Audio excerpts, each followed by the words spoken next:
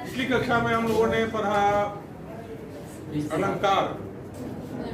अलंकार पढ़ा, उसके भेद पढ़े। मुख्यतः कितने भेद होते हैं? दो भेद होते हैं। अलंकार के दो भेद होते हैं। हिमांशु ने कहा अलंकार के दो भेद होते हैं। कौन कौन से? शब्दालंकार और अर्थालंकार। शब्दालंकार और अर्थालंकार। शब्दालंकार किसे कहते हैं? किसे कहते हैं? हाथ उठाइए। शब्दालंकार शब्दों की अभिव्यक्ति है। जहाँ शब्दों में अलंकार हो वहाँ शब्दालंकार, और जहाँ अर्थ में अलंकार हो वहाँ अर्थालंकार। तो अलंकार के मुख्यतः दो भेद, शब्दालंकार और अर्थालंकार। पिछली कक्षाओं में हम लोगों ने शब्दालंकार को देखा, श्लेष देखा, वक्रोक्ति देखी। वक्रोक्ति के बारे में हमने बताया था कि वक्रोक्ति को कई आचार्यों ने शब्दालंकार में भी रखा है और अर्थालंकार में भी रखा है ना। आज हम लोग देखेंगे अर्थालंकार, महत्वपूर्ण अर्थालंकार उपमा, है ना। उपमा अलंकार आज हम लोग पढ़ेंगे, ठीक है। और उपमा से प्रश्न भी पूछे जाते हैं, बोर्ड में प्रश्न भी पूछे जाते हैं।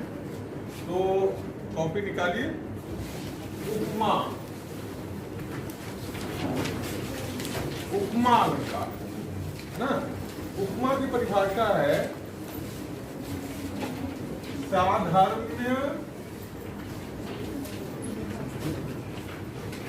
उपमा भेदे। साधर्म्यम उपमा भेदे, है ना। यह इसकी परिभाषा है। संस्कृताचार्य ने इसकी परिभाषा दी है, साधर्म्यम उपमा भेदे। इसको लिख लीजिए, साधर्म्यम उपमा भेदे। अर्थात धर्म के आधार पर या गुण के आधार पर एक वस्तु का दूसरी वस्तु के साथ साम्य प्रतिपादन उपमा कहलाता है ना। देखिए, साधर्म्य उपमा भेदे। अब धर्म क्या होता है? धर्म के आधार पर या गुण के आधार पर एक वस्तु के साथ दूसरी वस्तु की तुलना करते हैं, तुलना की जाती है, ठीक है। अब कैसे? ध्यान दीजिएगा। उपमा का अर्थ पहले समझ जाइए।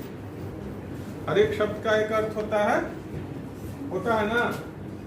मयंक, मयंक आज स्मार्ट बन के आया, बाल कटवा लिया, बहुत अच्छी बात। तो उपमा का अर्थ क्या होता है? कोई बताएंगे? उपमा में क्या है? उप है और मा है ना। उपमा में उपमा का अर्थ होता है, यहां देख लीजिए, ध्यान दीजिएगा, यहां ध्यान दीजिएगा। उप का अर्थ क्या होता है, मा का अर्थ क्या होता है? उप है और मा है, ठीक है। उप का अर्थ होता है समीप। उपन्यास, उपन्यास शब्द सुना है ना, उसमें उप है और न्यास है। उप यानी निकट, न्यास यानी रखना, एकदम निकट रखना। जीवन के विभिन्न चीजों को हम उसमें बड़ी निकटता के साथ देखते हैं। लेकिन यहाँ अलंकार की बात हो रही है। उप का अर्थ होता है निकट, मां का अर्थ होता है यहाँ तौलना, है ना। उपमा अलंकार में क्या होता है? एक वस्तु को दूसरी वस्तु के समीप रखकर दोनों में साम्य प्रतिपादन करते हैं, तौलते हैं। किसके आधार पर? गुण के आधार पर, धर्म के आधार पर। क्या है? साधर्म्य। ध्यान देना। अब रिकॉर्डिंग हो रही है, इसका मतलब ये नहीं कि एकदम इतना गंभीर हो जाओ, एकदम सहज रहो, सहज रहो, कट हो जाएगा। रिलैक्स रहो। लग रहा है कि एकदम तुम लोगों को एकदम फांसी पर चढ़ाने जा रहे हैं, एकदम लग रहा है दो मन का बोझा तुम्हारे सर पर रख दिया गया। Relax my child, my children, cut हो जाएगा। उपमा में ध्यान दो, समझो। रिकॉर्डिंग नहीं समझोगी तो ये रिकॉर्डिंग बेकार। समझो ना इस अलंकार में क्या होता है। हालांकि बहुत सारी छात्राएं हैं, हमने ए में खासकर अलंकार बहुत सारे सब था, कई अलंकार मैंने पढ़ा, तुम लोग नहीं थे, इसलिए हमको लगता है थोड़ी सी कठिनाई हो रही है। चंचला थी, ये में थी ना, तो तुम जवाब क्या नहीं दे रहे। तो इस अलंकार में धर्म के आधार पर, अब यहां देख लो इसमें क्या होता है। इसमें क्या होता है उपमा अलंकार में? साधर्म्युपमा भेदे, धर्म के आधार पर एक वस्तु का दूसरी वस्तु के साथ साम्य प्रतिपादन करते हैं, समानता स्थापित करते हैं। जैसे आप लोगों ने सुना होगा चांद के समान मुख, गीत सुना होगा चांद सा रोशन चेहरा, है ना। यहाँ क्या समानता प्रतिपादित करते हैं। मुख की समानता किससे की जा रही है? चांद से की जा रही है, चंद्रमा से की जा रही है। क्यों की जा रही है? गुण के आधार पर की जा रही है, धर्म के आधार पर की जा रही है। साधर्म्युपमा भेदे, धर्म, धर्म किसे कहते हैं? धर्म किसे कहते हैं? एनीवन? धर्म किसे कहते हैं? हाथ उठाइए। हाँ, इसमें गुण हो अवगुण हो, कोई एक अलग पहचान हो जो रखता हो, कोई विशिष्ट चीज धारण करता हो, उसे धर्म का। धर्म की क्या परिभाषा? अच्छा ठीक है, बहुत कोशिश, अच्छी कोशिश की है आनंद ने। धर्म, दिमाग, सोचो। गुड। किसने क्या कहा? हाँ मयंक, हमने कहा ना मयंक स्मार्ट लड़का है। हाँ, जिसे धारण किया जाए, जिसे धारण किया जा सके, धार्यते इति धर्म। जिसे धारण, हम किन चीजों को धारण करते हैं? जो भी धारण करते हैं वो क्या होता है? आचरण में जो भी हम धारण करते हैं वो क्या होता है? गुण या अवगुण, गुण ही धारण करते हैं। और खासकर धर्म क्या होता है? बैठिए। धार्यते इति धर्म, जिसे धारण किया जा सके वो क्या होता है? वो क्या कहलाता है? धर्म कहलाता है ना। अब हम लोग जो रिलीजन शब्द, इसका जो पर्यायवाची, इसका जो अर्थ है रिलीजन के अर्थ में जो धर्म लेते हैं ना, वो यहाँ नहीं है। साहित्य में, लिटरेचर में एक शब्द के बहुत सारे अर्थ होते हैं, सिनोनाइम्स वगैरह, है ना, समानार्थी। ठीक है। तो साधर्म, धर्म के आधार पर, गुण के आधार, धर्म यहाँ गुण का पर्यायवाची है, सिनोनाइम्स है ना। जैसे हमने क्या कहा? चांद के समान मुख। चांद, चंद्रमा को सौंदर्य का पर्याय माना जाता है ना। और मुख को भी, जो मुख हमें अच्छा लगता है वो या जिस मुख में हमें सौंदर्य दिखता है उसकी तुलना हम चांद से करने लगते हैं। बहुत सारे गीता भी हमने बताया, गीत की एक पंक्ति बताई, उसमें लेखक क्या कहता है? चांद के समान क्या है? के समान मुख। अब इसमें एक चीज जान लीजिए, इसमें इसके चार तत्व होते हैं। उससे पहले समझ लीजिए इसके चार तत्व होते हैं। उपमा में चार तत्व होते हैं। पहला, उपमेय,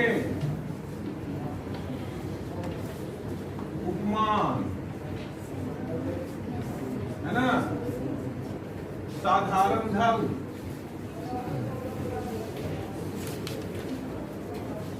धर्म या गुण, है ना, और सादृश्यवाचक,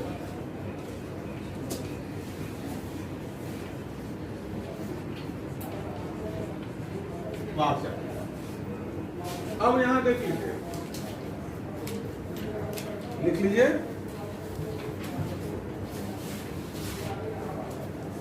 साधारण धर्म या समान धर्म दोनों आप लिख सकते हैं, है ना, समान या, यहां समझ लीजिए, हम जब एक वस्तु, अब यहां पर एक चीज याद रखिएगा, इसमें कम गुणशाली वस्तु का अधिक गुणशाली वस्तु के साथ समानता प्रतिपादित की जाती है। उपमा में कम गुणशाली वस्तु का अधिक गुणशाली वस्तु के साथ समानता प्रतिपादित की जाती है ना, और जो कम गुणशाली वस्तु होती है उसको क्या कहते हैं, इसमें क्या कहते हैं, उपमेय कहते हैं, अर्थात जिसकी समानता प्रतिपादित की जाए, यानी मुख की समानता प्रतिपादित की जा रही है, किसके साथ, चांद के साथ, तो मुख क्या हो जाएगा, उपमेय हो जाएगा, मुख उपमेय हो जाएगा, और उपमान क्या हो जाएगा, चांद हो जाएगा, है ना। मुख क्या हो गया, उपमेय क्या हो गया, मुख, उपमान क्या हो गया, चांद, और साधारण धर्म क्या हो गया, इसमें सुंदर, क्या नाम है, अनुष्का, अनुष्का ने बहुत अच्छा जवाब दिया, सुंदर, और सादृश्यवाचक क्या हो गया, के समान, बहुत अच्छा, आप लोग बात पकड़ रहे हो, के समान, है ना।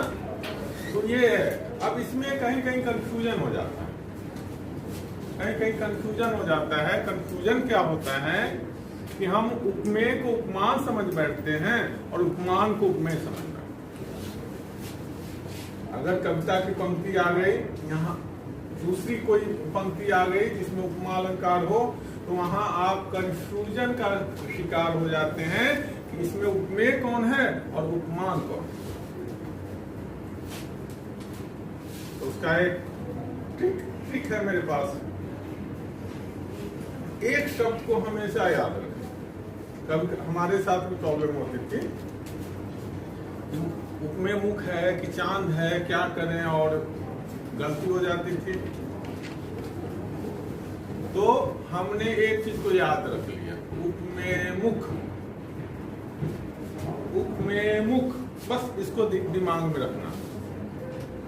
यानी जो मुख है उपमेय है, यानी कम गुणशाली वस्तु है वह उपमेय है, या जिसकी समानता प्रतिपादित की जाती है वो उपमेय है, और जिससे समानता प्रतिपादित की जाती है वो क्या है, उपमान है, उपमान है ना। अब बताइए, किसी को देख के अगर हम कहें कि भैंस की तरह, वहां भैंस की तरह, भैंस क्या हो जाएगा, हो जाएगी उपमान, बहुत अच्छी बात। और उपमेय में कौन, जो है, जो भी है, जो भी है ना, जो भी है। तो हमेशा इस चीज को ध्यान में रखना है कि उपमा अलंकार। अब देख लीजिए एक चीज और जो सब इससे भी महत्वपूर्ण है, या महत्वपूर्ण है, इसमें उपमा के दो भेद, ठीक है, कौन कौन से बताइए। मुख्यतः उपमा के दो भेद होते हैं, कौन कौन से, पूर्णोपमा और लुप्तोपमा। क्या है, पूर्णोपमा, लुप्तोपमा।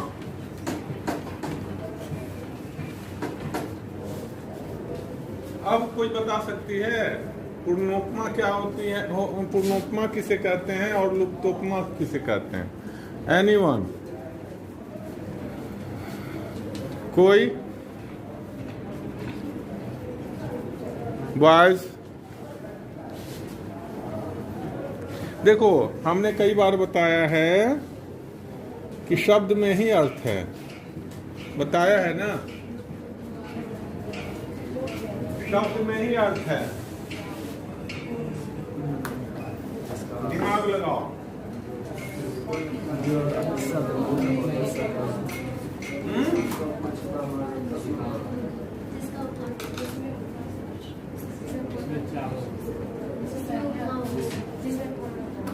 हाँ बोलो। वही तो मैं पूछ रहा हूँ, पूर्णोपमा किसे कहते हैं? पूर्णोपमा क्या होता है?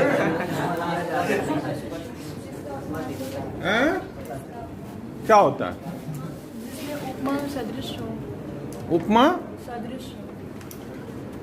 चलिए, कोशिश अच्छी है, साक्षी की कोशिश अच्छी है, लेकिन हमारा प्रश्न है उस शब्द में ही अर्थ है। पूर्ण अर्थात पूर्ण का अर्थ क्या होता है? पूरा। यानी उपमा का वह भेद जिसमें सारे अंग विद्यमान हो। उपमा के कितने अंग हमने बताए हैं अभी? 4 अंग, जिसमें चारों अंग विद्यमान हो। 4 अंग कौन कौन से? वेरी गुड, वेरी गुड, बहुत अच्छी बात, बहुत अच्छी बात। अब ठीक इसके उल्टा लुप्तोपमा है। लुप्त का अर्थ क्या होता है? लुप्त हो जाना, जैसे यहाँ से। हाँ, तो अभी साक्षी ने बताया, बहुत तेज लड़की है, बहुत तेज लड़की, अच्छी लड़की है। तो इसने बताया, बात को पकड़ती है, तुरंत पकड़ लेती है, माइंड इसका बहुत चंचला का। हाँ, तो साक्षी ने बताया कि पूर्णोपमा में उपमा के सारे अंग विद्यमान रहते हैं। उपमा, उपमेय, उपमान, सादृश्यवाचक, साधारण धर्म। तो लुप्तोपमा में क्या होता है?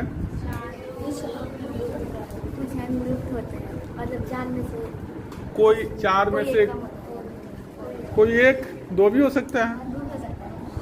कैसे पता तुमको? तेज लड़की है, बहुत अच्छी बात। कोई उदाहरण? Any example? ठीक है, इन लोगों ने कह दिया और बात पकड़ ली, है ना?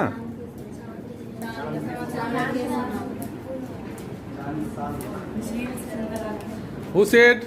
किसने कहा? राहुल। हाँ, राहुल, राहुल, हाँ बताओ। चांद सा मुख। चांद सा मुख, इसमें हाँ राइट आंसर। लेकिन चांद सा मुख, तो इसमें कौन सा अंग लुप्त है? समान वाला, समान धर्म। सा तो वाचक हो गया ना। सावाचक हो गया, और लुप्त क्या हो गया? समान धर्म। साधारण धर्म यानी समान धर्म, जिस यानी गुण। वेरी गुड, तेज लड़का है, तेज छात्र है राहुल, तेज है ना? राहुल ने कहा, अब जैसे आप लोगों ने पकड़ लिया, अब देखिए एक पूर्णोपमा का उदाहरण है, चांद के समान सुंदर मुख, है ना?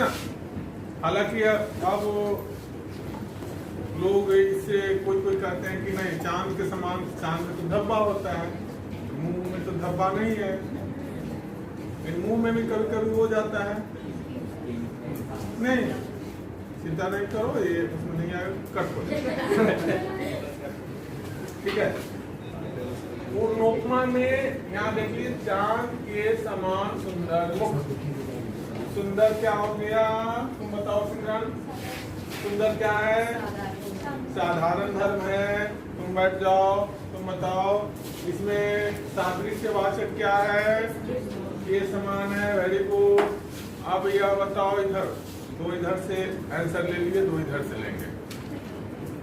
आनंद बताओ, बहुत हारमोनियम बजाता है, अच्छा बजाता है, बताओ इसमें उपमेय कौन सा शब्द है? बहुत अच्छी बात, उपमेय हो गया मुख। और जो बच गया वो तो पूछने वाला कुछ कहिए नहीं, तुम बता दो आदित्य। क्या नाम? क्या मान? क्यों?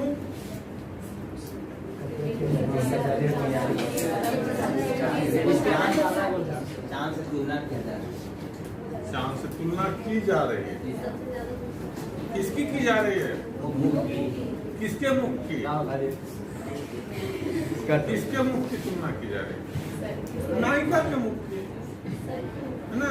नायिका के मुख की तुलना की जा रही है। लेकिन अब इसमें देख लो, लेकिन यहाँ तो उपमा में क्या होता है कि कम गुणशाली वस्तु यानी उपमेय की तुलना उपमान से करते हैं। अब ये तो उपमा का हमने उदाहरण बता दिया। अब आप बताइए लुप्तोपमा का एक उदाहरण आप ही बता दीजिए। क्या?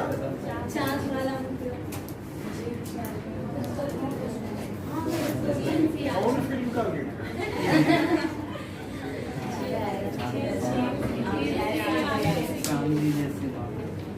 अच्छा, ये झील, आपकी तुलना झील से करना, ये समझ में नहीं आई बात।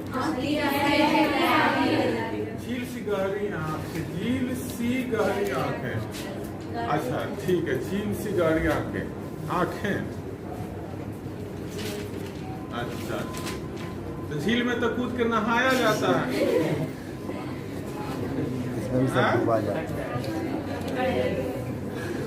ये भी तो कहा जाता है पोखरी की तरह आंखें, पोखरी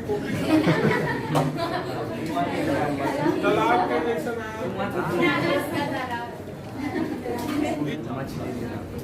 तो झील ही क्यों, तालाब क्यों नहीं, नदी क्यों नहीं, समंदर क्यों नहीं, लोटा क्यों नहीं? चलो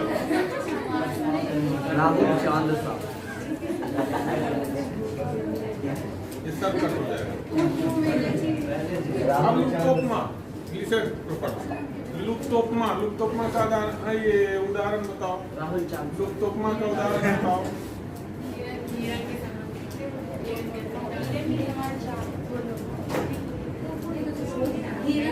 ऊंट की तरह लंबा, ऊंट की तरह लंबा। 1 मिनट लिसन। जिससे मैं पूछूंगा वही हाथ उठाएगा, जवाब देगा। रविराज टॉप किया है ना? टॉपर से चलते हैं, पूछते हैं। ये उम्मीद है सब टॉप करेंगे, लेकिन इस बार यह टॉप किया है और ईश्वर से कामना करते हैं कि बोर्ड में भी यह टॉप करे और इसके साथ और भी लोग टॉप करें। रविराज बताओ, ऊंट की तरह लंबा, यह लुप्तोपमा है कि पूर्णोपमा है? अच्छा चलो बैठो। अंकित इशारा कर रहा है, बताओ यह पूर्णोपमा है कि लुप्तोपमा है? लुप्तोपमा है। अंकित ने सही कहा कि गलत कहा? कैसे? क्योंकि इसमें चारों अंग नहीं है उपमा अलंकार के। कौन सा अंग नहीं है? उपमेय नहीं है। बहुत अच्छा, बहुत गुड, सही आंसर, सही आंसर। उपमेय नहीं है रवि। इस बार रवि का ध्यान थोड़ा सा भटक गया है ना? अब ऐसे देखो, ऊंट की तरह लंबा, टॉल। कौन है ऊंट अपने क्लास में? ऊंट नहीं आया है, ऊंट नहीं चाहता। अच्छा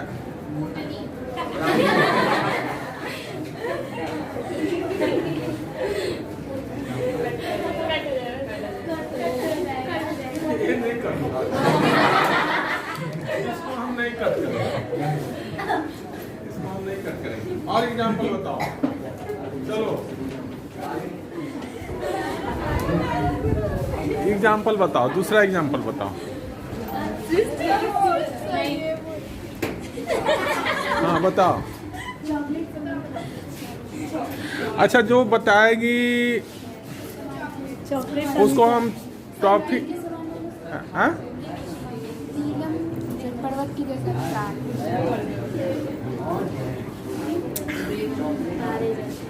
व्हाट वाज माय क्वेश्चन? उपमा का उदाहरण। पर्वत के समान विशाल। पर्वत के समान विशाल। Look good. अच्छा,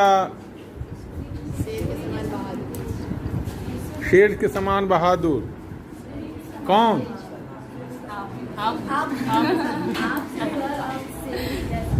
हाँ, शेर के जैसन आँख है हमारी।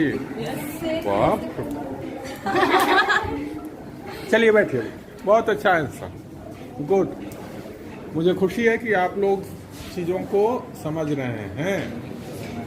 ऐसा एग्जाम्पल दीजिए जिसमें सादृश्यवाचक नहीं हो। राहुल की तरह चांद। सादृश्य नहीं हो।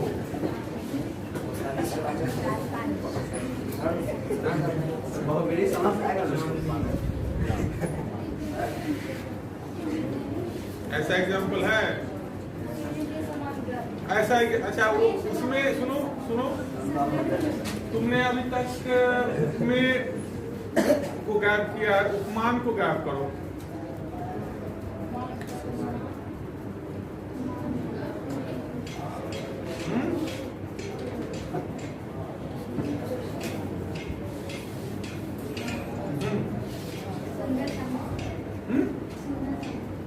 सुंदर सामुक, सुंदर तो साधारण धर्म है, गुण है।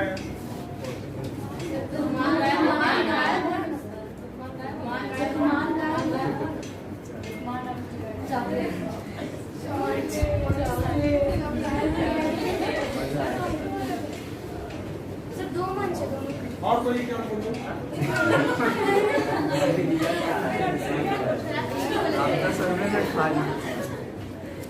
चॉकलेट लुक तो अपना हो गया।